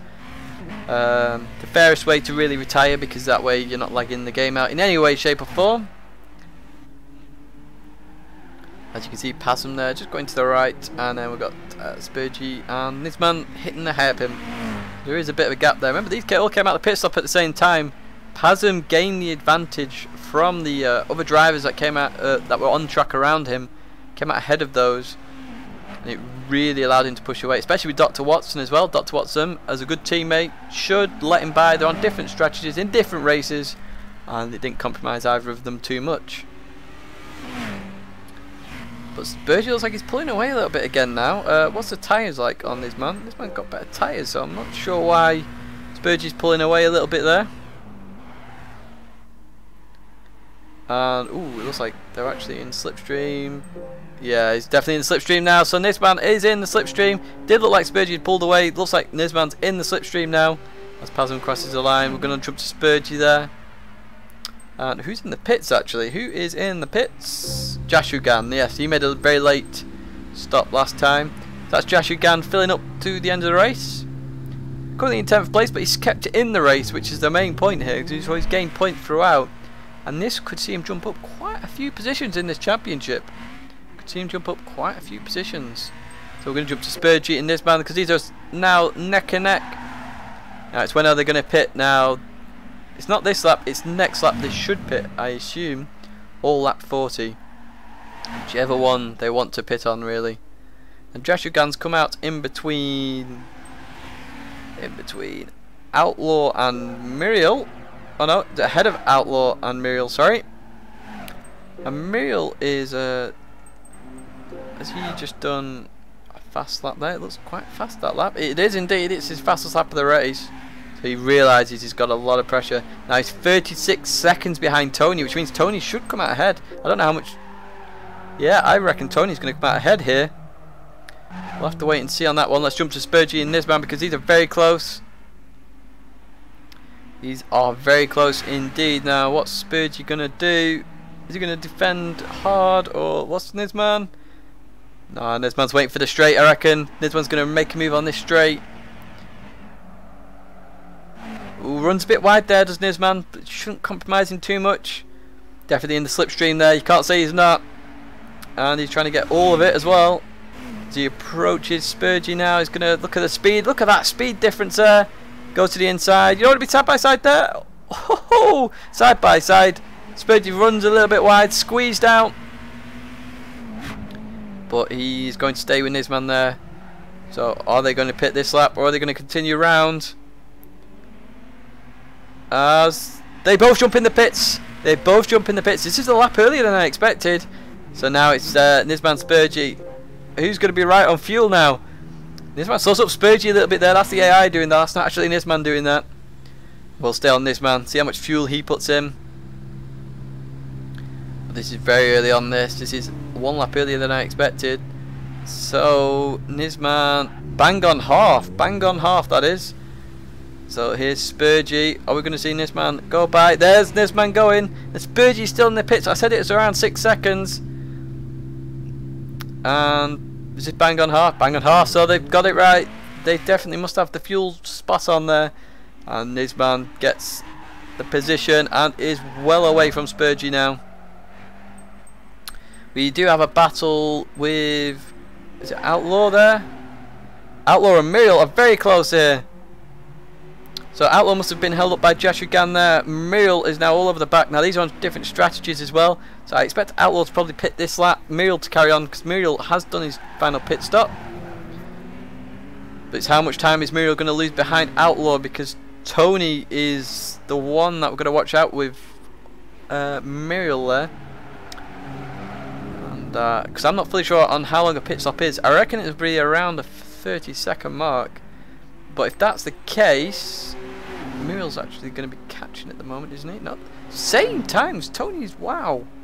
I am shocked by that. Tony's really putting in times on those tyres.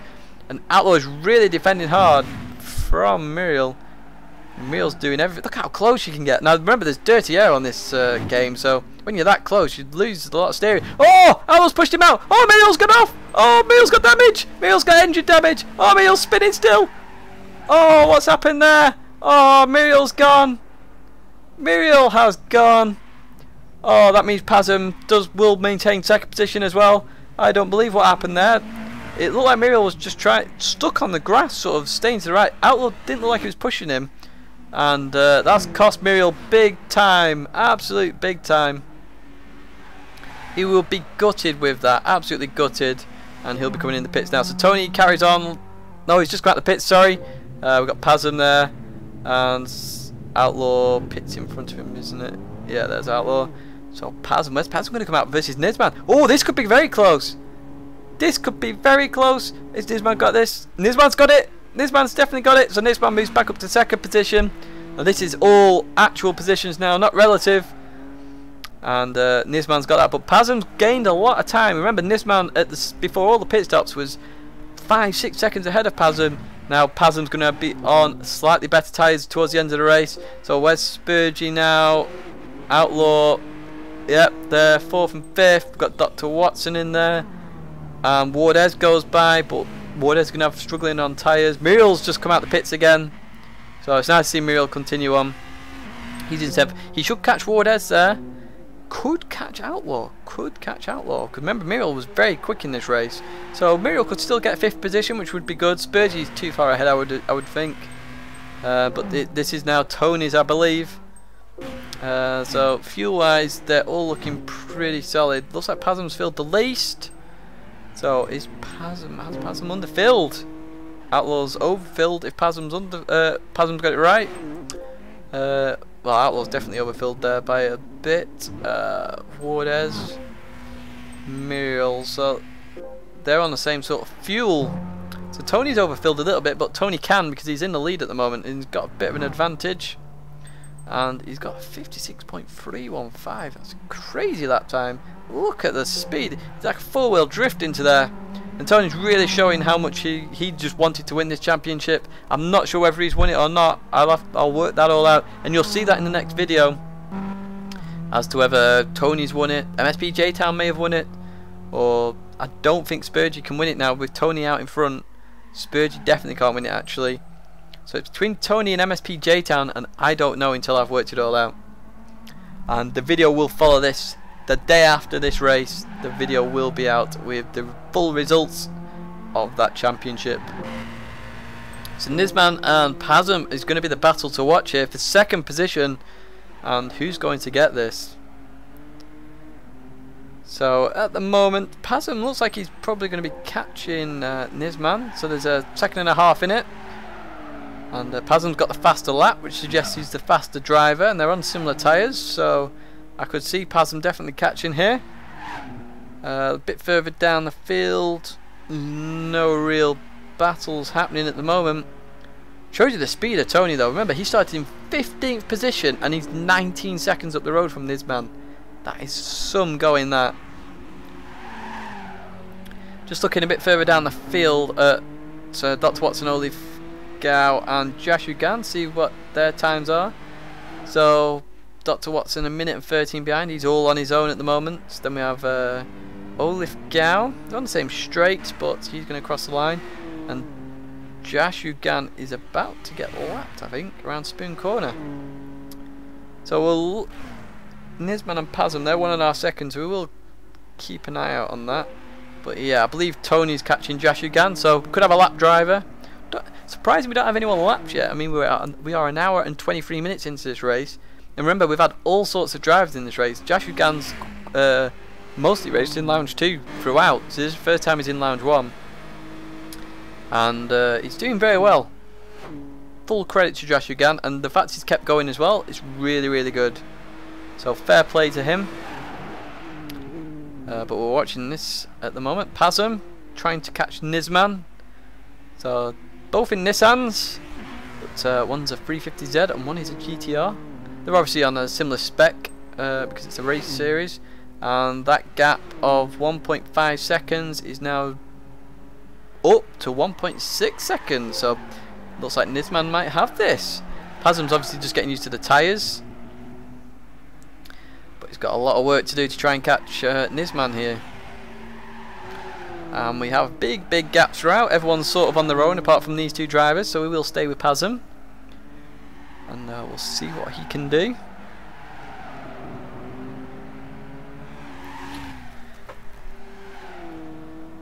Very interesting to see if Pazum... Oh, it looked like Nisman had a bit of a twitch there on his arrow.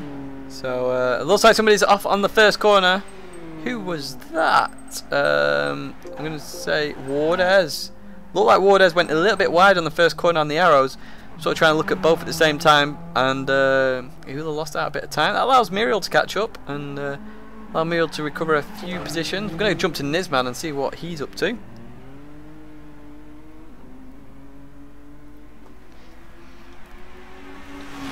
As Nisman starts to approach the Spoon Corner. We have 11 laps of this race remaining. 11 laps for Pazum to try and catch Nisman, to try and get that second position. At the moment, it's all Tony's. It's all Tony's to win. And it's been a very strong race from him as well. The fact that he's so far ahead after starting in 15th position, he was making moves all over the show to make his way through the field, and that is really good going. Let's have a look at fastest laps. I thought that was Nisman's fastest lap, that last one. So he's just used to the tyres, and we're going to have a look. Pazum looks close there. Let's have a look at this. It was 1.6 seconds last lap, the gap between these two. That's definitely closer than 1.6 seconds now. Oh, it's Pazum's fastest lap of the race, and that puts him 7 tenths. Oh, he gained a ton there. 7 tenths behind Nisman, and that's even closer now. And have we got a spinner there? That's Jashu Gan there. Obviously span out, so he's definitely been lapped now. Just saw him on the edge of the first corner there. So I can't believe that. Pazum has just done an absolute stunner of a lap, so he's definitely going to be on for it now. On for second position is Pazum, and this is going to be an epic battle. So I'm looking forward to this. I don't want them to have any mistakes, so I want this to be an absolute scorcher of an end to this absolutely epic championship. I've never seen so much action in these endurance races. Remember, these are endurance races. In some races, we've just seen absolute sprints from start to finish. I mean, I couldn't believe Spa, where we ended up with 5 cars on the last lap, all with a chance of podium finishes. It's absolutely amazing. And once again, we've got battles for podium positions with Nisman and Pazum. We're an hour and 26 minutes into this race, an hour and 27 minutes, sorry, and we're still going strong. So we're on our 10th, well, we've got 10 laps to go, got 9.5 now, and we've got 9.5 laps of Pazum versus Nisman at the moment, unless something else happens. But Pasm's definitely all over the show now. And is Pasm going to go for the inside? No, he stays behind. So I'm sort of with Pasm on that. Never really want to try and make an overtake there. I'd rather do it down here, try and get the full momentum out the corner. But Pasm, look at that. Pasm's got that chicane nailed on. This man looks like he's sort of pushing a bit hard into there, going a little bit wide. Pasm just looks flat down around there. And Pasm's got the slipstream now, coming on to start finish straight. As they start lap 44, Pasm goes to the inside. This man on the left hand side, and Pasm gets the position. Doesn't want to outbrake himself though, going into there. That's all Pasm's at. So that's Pasm into second position, and this man into third. So now it's whether Pasm can hold on, whether he can pull away, or whether Nisman's going to come back at him on the straight. Because we know with that GTR, it's all about the straight line speed. As they come around that right hander there, and then go into a left. It's a long left. Got to be careful of the exits. Run a little bit wide. You go onto the gravel and spin out. But they all stay to the inside, so that's all good. Remember earlier on in this race, Outlaw ran a little bit wide on Degner 1, and that meant he span out on Degner 2. That's all good there. Just a bit further back actually, Spurgey. He's catching Jashugan there. I thought I saw Spurgey and Outlaw close together there, but that wasn't the case. That was Spurgey just catching Jashugan there. Still going round, good to see.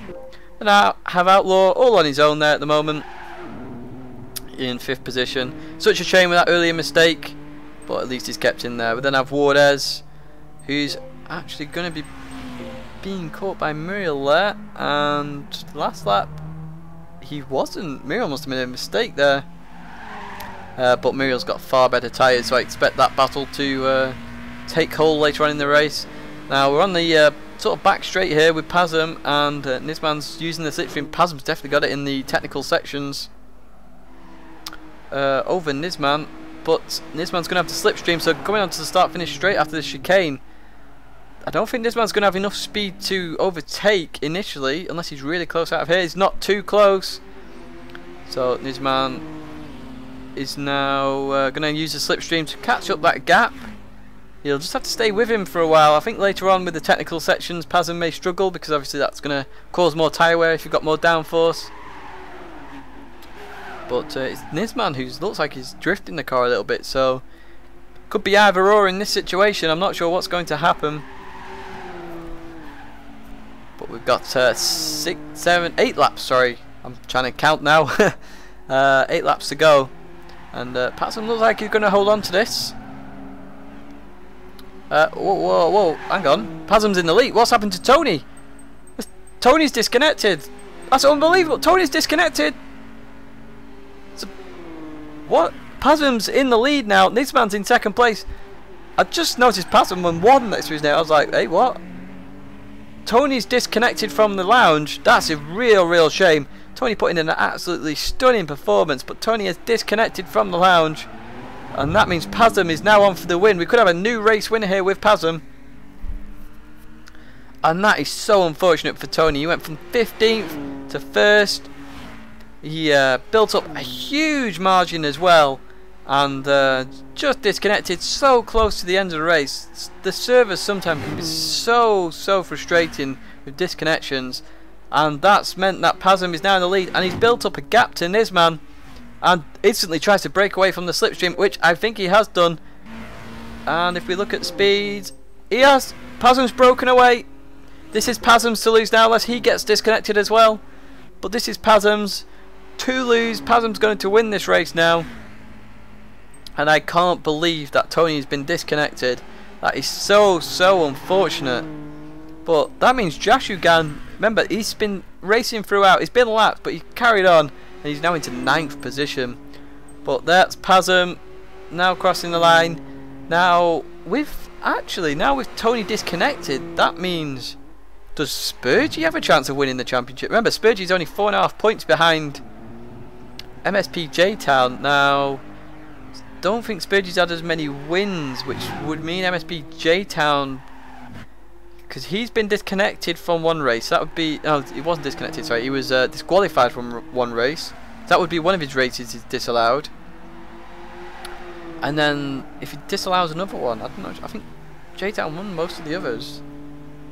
So it could be J-Town. It could be that J-Town has won this championship now with Tony disconnecting. Because I know Tony's won a few as well.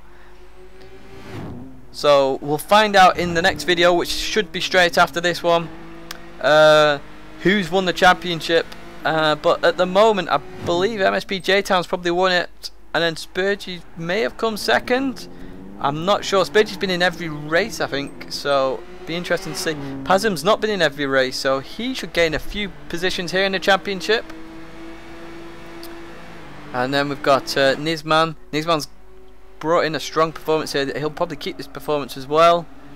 But we're down to 9 cars, 16 to 9. This has to be the highest retirement / disconnections we've ever had. And it's been pretty unfortunate for a few drivers. I can't believe the Tony one.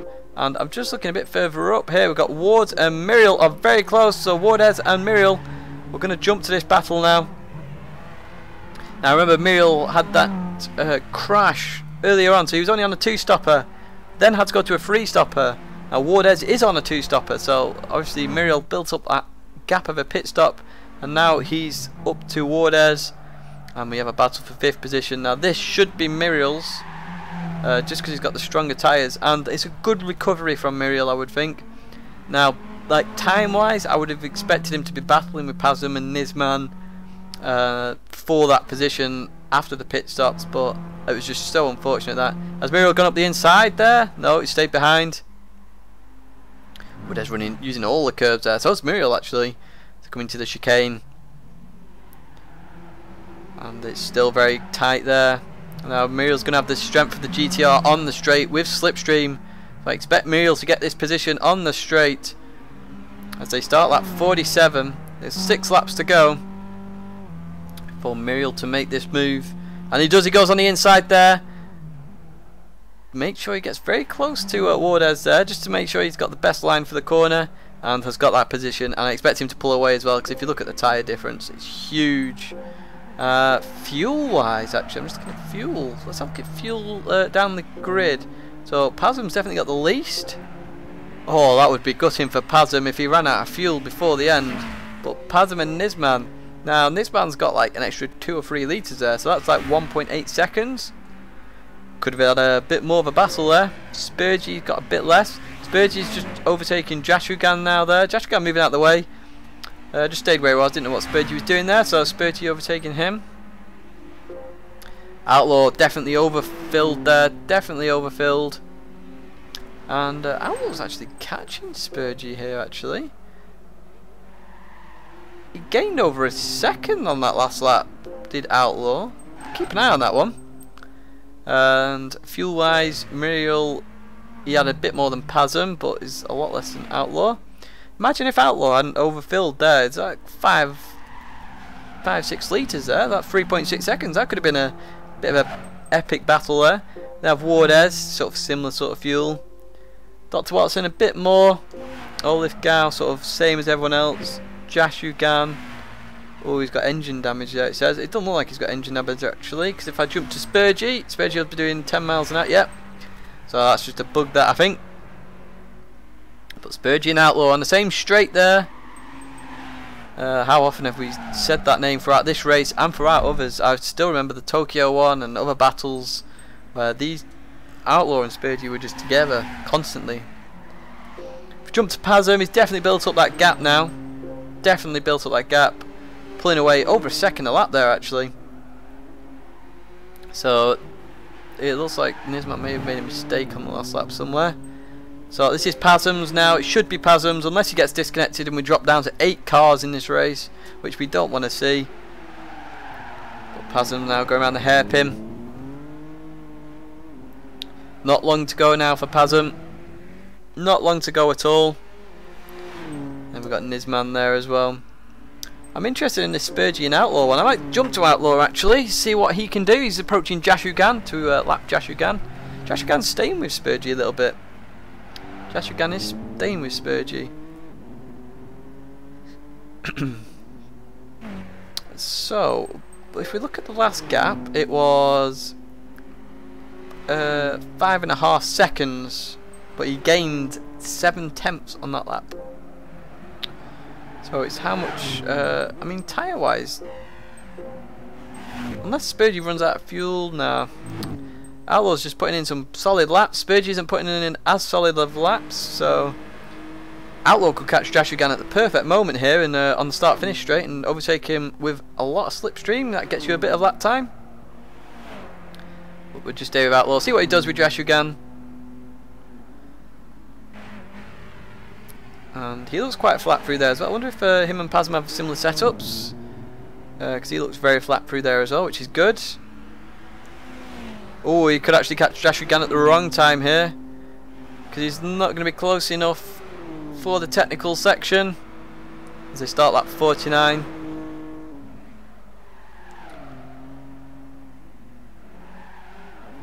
And yeah, nice. I should be alright, should just catch him just after. Might catch him in Tidgney 1, which he doesn't want to do that. That's where he had his accident earlier on in the race. But it's nice to watch Outlaw going around a little bit. Outlaw was, I think he was a GT Academy national finalist in America. Don't quote me on that though. I believe he was. So it just shows you the quality of the field when you got GT Academy finalists in here, and you know, people who always race Super GTs as well. And it's always nice to see the sort of good cross quality of drivers. In fact, we've got some of the Lounge 2 guys in here as well, which is really nice to see. Oh, he's going to catch him at a lovely opportunity here. Oh, Jashugan gets fully out of the way there. Absolutely stunning driving there by Jashugan. Well played. Nice to see as well. So, last lap, how was Outlaw versus Spurgey? There's only 2 attempts, there's no way he's going to catch him there. So, who else have we not really looked at? Let's jump to Olaf Gao. Now, he's the new driver. He just came in for this last round. All out on his own at the moment. Fastest lap, quite slow compared to sort of the faster drivers, but at least he's still in the race and racing on as well. So, he's beating Jashugan. Jashugan has been in previous races, so you know, Olaf has done very well here. Been in a few battles, been in a big battle with Dr. Watson earlier on. Dr. Watson's TNJF, by the way. It was on the grid as well, but he's known as Dr. Watson, so I've just been calling him that. It's easier to say than TNJF as well. Or could you say JF? But Olaf Gao's going around very well indeed. I think the leaders have started lap 50 now, leaving them 3 laps to go. So it's gone quite quiet now in the race. There's only Outlaw who's just overtaken Jashugan. Jashugan's actually putting in some pretty decent laps. Actually similar pace to Olaf Gao actually. So I think with a few less mistakes, Jashugan and Olaf Gao could have had quite a big battle. Wardez is struggling on tyres there, looking at the lap times. Last lap of 2 minutes. And Dr. Watson's gaining on him 2 seconds a lap, but that's not enough because he is 14 seconds behind. If he hadn't had a big battle with Olaf Gao, that could have been a bit of a quality finish there. And Nisman's caught up a little bit to Pasm. Pasm was just easing off now, just wanting to get to the end of the race. And Olaf Gao's just crossed the line there. 1 minute 22 behind. It's not been lapped yet. That's always a good thing to, good solid reason and good solid racing to have. Say I've not been lapped in an endurance race. Always good to see. And fastest lap obviously went to Tony before he disconnected, which was a 156.3. Then I've Pasm, and then Muriel. Muriel's put in a solid lap there, 56.677. And then we have Outlaw, 56.909. Then Nisman, then Spurgey, 57.2. Not the strongest showing. Whoa, what's happened? Whoa, what angle? Whoa, what's happened here? I'm confused. Outlaw Spurgey, what's happened here? Spurgey has made a mistake in the first sector. In the first sector of the lap. So we've got a battle for 3rd place here. What's happened here? Not sure what's happened. Spurgey must have ran wide at the first corner, so we've got Outlaw and Spurgey going for 3rd position. So we've got a bit of a stonking finish happening here. Spurgey looks to the inside, doesn't quite do it, so we've got Spurgey now. Fancy finishing a battle with these two on the last race. It's quite bizarre really. So Spurgey and Outlaw in a battle for the last podium spot in this race. And Outlaw's got it at the moment. Tyre-wise, Outlaw's got it as well, tyre-wise. So Spurgey's got a lot to do. Could use the slipstream and the GTR strength of straight line speed to re-overtake Outlaw. Not sure what's happened to Spurgey there. He doesn't make too many mistakes usually, so it'd be interesting to see what happened there. And Outlaw's make sure I don't wreck on Tidgney again. We all remember that from earlier on in the race. But Outlaw's definitely got the pace at the moment. He was catching Spurgey, but not at a relatively fast enough pace to catch him this race until Spurgey's made a mistake. And so this will be interesting indeed. This will be very interesting because Spurgey's still in the slipstream, and they're going to come on to two fast sections of the track now. So over to we have the technical section in the middle, and now we're on the faster section. So as they exit Spoon, they've got this straight line speed all the way up. All the way up.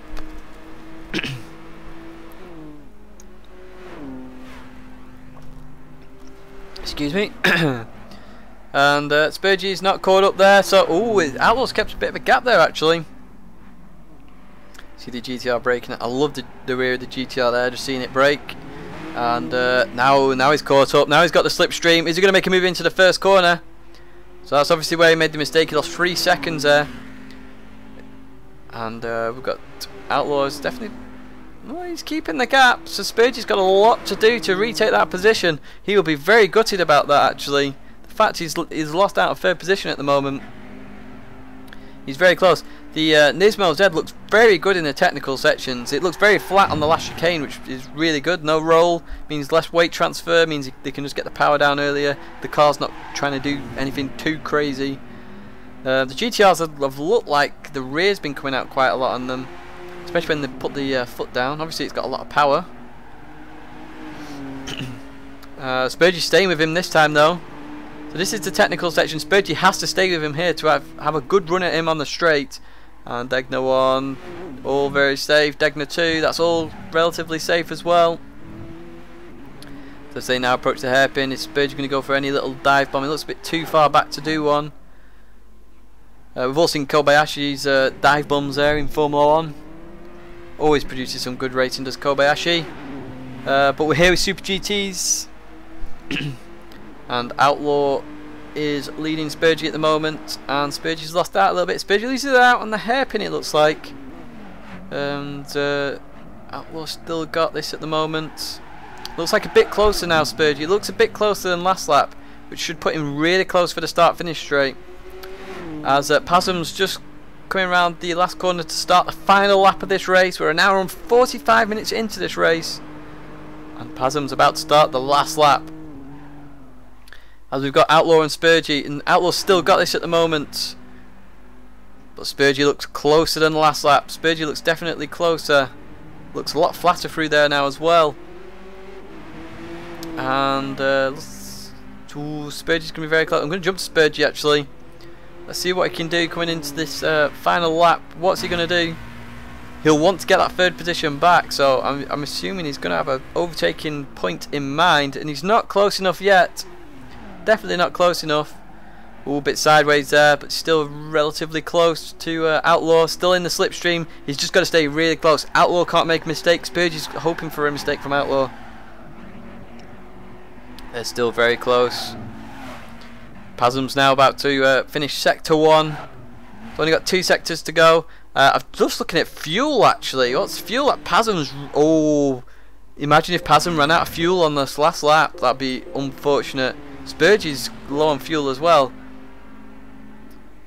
But it's Outlaw at the moment. Ooh, ran a lot wider there. It's obviously pushing now to try and maintain this position. Spurgey's there with him though. And this could be relatively awkward if we want to see Pasm cross the line in 1st position, because I reckon he's going to be on the back straight when this happens, and I want to look at that back straight. See, Spurgey loses out there all the time on that hairpin. It doesn't look like he's lost out as much this time. Oh, actually, it does. It looks like Outlaw may have this. We'll stay on him for Spoon Corner because this can be quite dangerous as he goes round. Doesn't use too much exit curb. Spurgey uses none at all there. And we're just going to jump to Pasm briefly, because Pasm's approaching the last chicane. Pasm's about to cross the line as your victor in this final round of Pure's Japanese Grand Touring Series. It's Pasm who gets the win. Unfortunate for Tony, he disconnected, but it's Pasm's. He gets the win. That's your first place man, and this man is about to cross the line in second place. And it looks like Outlaws kept that third position because they're coming around the chicane now. Spurgey's not close enough. Spurgey's mistake has cost him a podium position, and Outlaw gets third position. And just thinking of the Constructors' Championship, the Nismo Zeds have finished really high, and that means that they should go above the Ultras. As here's your second Ultra. So yes, they definitely should go above them because they're only half a point behind. But Muriel, unfortunate accident after his second pit stop meant he had to come in again. He's finished 5th though, so that's a good place for Muriel. And it looks like he's made a mistake on the last lap as well, because that's a 2 minute and 8 second lap.